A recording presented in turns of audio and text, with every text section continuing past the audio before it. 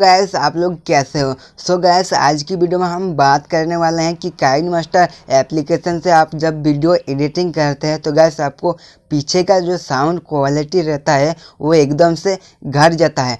तो गैस ऐसा क्यों होता है, गैस आज की वीडियो में हम बताएंगे कि इसको ठीक कैसे करें। गैस अगर आप लोग मेरे चैनल में नए हैं तो चैनल को सब्सक्राइब कर दीजिए और साथ ही बेल आइकन को प्रेस कर दीजिए ताकि मेरे ऐसे ही इंटरेस्टिंग वीडियो आपको मिलता रहे। गैस चलिए चलते हैं वीडियो की ओर।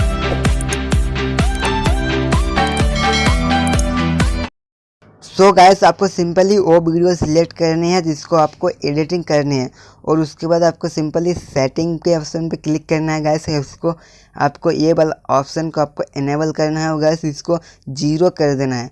गैस आपका साउंड क्वालिटी जो है जैसा है वैसा ही रहेगा। गैस आपका वीडियो में जैसा साउंड क्वालिटी था वैसा ही रहेगा गैस। और आपको यहाँ से साउंड क्वालिटी आप यहाँ पे टच करके इसको बढ़ा भी सकते हो। तो गाइस अगर वीडियो अच्छा लगे तो एक लाइक कर देना और साथ ही अगर मेरे चैनल में नए हैं तो चैनल को सब्सक्राइब कर